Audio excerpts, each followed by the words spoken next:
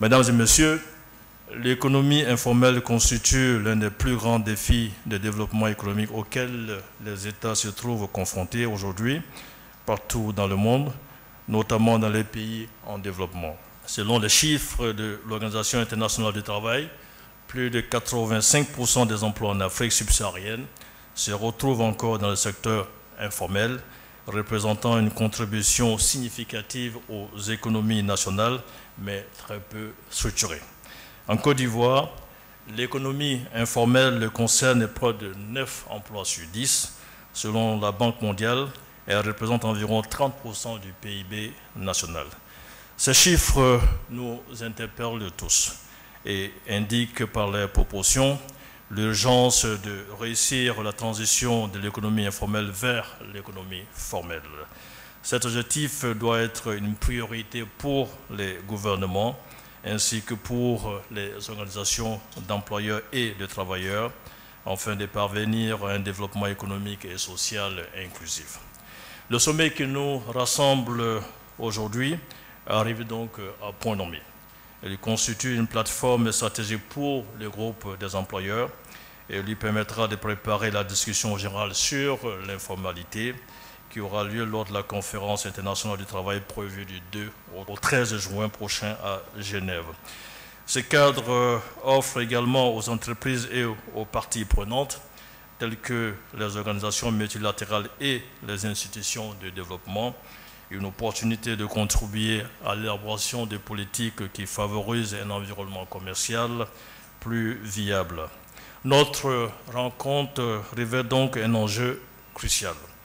Elle doit permettre de déboucher sur des propositions de solutions et stratégies innovantes à mettre en œuvre pour accélérer la migration du secteur informel vers le secteur formel au regard de nombreux avantages que comporte cette démarche, tant pour les individus que pour les entreprises et les États.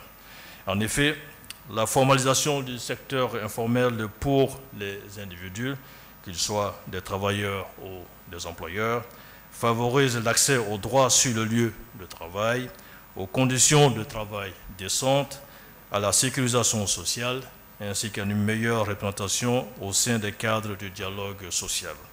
En ce qui concerne les entreprises, cette migration est également bénéfique pour un meilleur accès au crédit, au marché public et aux autres facteurs productifs.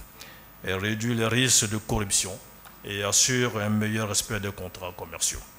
Enfin, pour les États, la formalisation favorise entre autres l'élargissement de l'assiette fiscale et l'amélioration de la répartition des bénéfices des politiques de redistribution.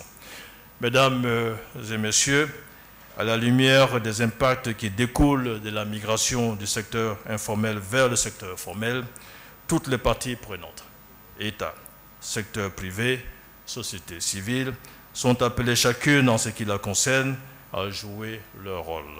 Nous sommes donc convaincus que c'est ensemble que nous saurons trouver et mettre en œuvre des solutions innovantes et bénéfiques pour tous. Le secteur privé ivoirien, pour sa part, est prêt à s'impliquer davantage dans cette transformation structurelle de l'économie pour une prospérité partagée. Pour ce faire, il devra activement, en soutenant les politiques qui favorisent l'intégration des acteurs formels dans l'économie formelle et renforcent la compétitivité des entreprises dans un environnement concurrentiel plus équitable. Honorables invités, j'ai bon espoir que sortiront de nos travaux des recommandations stratégiques qui aideront à renforcer les mesures existantes afin de faciliter la transition vers la formalité.